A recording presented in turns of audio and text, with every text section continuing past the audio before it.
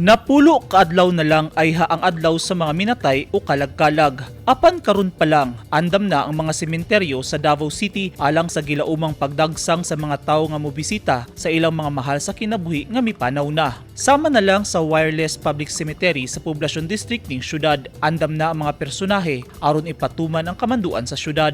Matod ni Margot Malinaw, hugot nilang ipatuman ang mga regulasyon sa sementeryo sama sa dili pagdala og backpack, hinagiban ug pagsulob og jacket. One entrance, one exit policy gihapon ang ipatuman sa mga menteryo aron malikayan ang pagdasok sa mga tawo. So far ang ginaingon gyud sa amoang head na mo diri nga kinahanglan jud nga among bantayan kung unsay mga karon nga daghan naman kay nagabisita gud sa amoa. Dili gyud pareha sa ordinary nga usahay gamay ra gyud ang magbisita pero karon daghan na kay nagalimpyo sila sa sulod.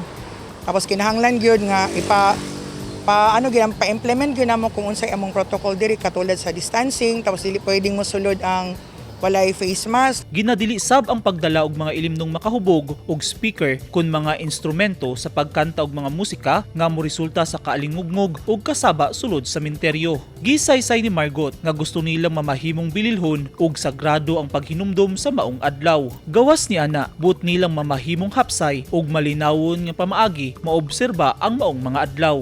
Bawal po magdala ng pareha ng mga ilimnon, bawal magyud siya maskin sa una pa sir. So kami ginabantayan gyud siya sir pareha ng mga gusto to kana sir kanabitang mag-video okay dire bawal pa na siya sir. Expect gyud mi nga kung sa una katong last year ba to nga wala man kaayo gipasulod atong 1 and 2 sir no.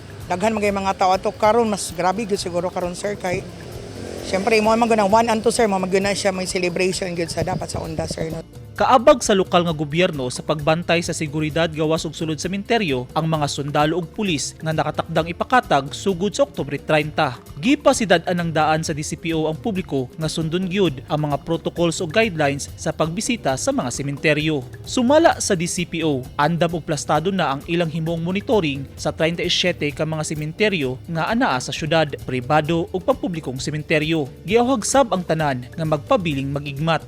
Para sa mga katawhan nato sa Davao City, ang nag-auhag ang ato ang City Director, si Police Colonel Alberto Lupas, na ato sundon tong mga protocols o guidelines sa pagbisita nato diha sa mga sementeryo.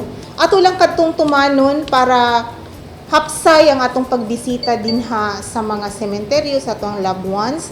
And then, naghangyo mi sa inyo sa inyong suporta sa among pag-provide din og security by being vigilant, no? Magmatiyag ta sa ato ang palibot, basig na atay na mga tao, nakaduda-duda ang mga lihok, or any unattended baggages or mga bag. Please inform dayon at wala dito ang amo ang Police Assistance Desk para amo dayon itong maaksyonan or ma-check para mahimong malampuson o hapsay ang ato ang pag-commemorate sa Undas 2022. Bisan pa man nga giluwagan na ang restrictions batok COVID-19, wala gihapon gitugutan ang overnight stay sa mga sementeryo sama sa milabayng tuig. Abli ang tanang sementeryo karong kalagkalag gikan alas 6 sa buntag hangtod alas 8 sa gabii. Eugene Hinutan, Newsline Philippines, Davao Region. Stay safe.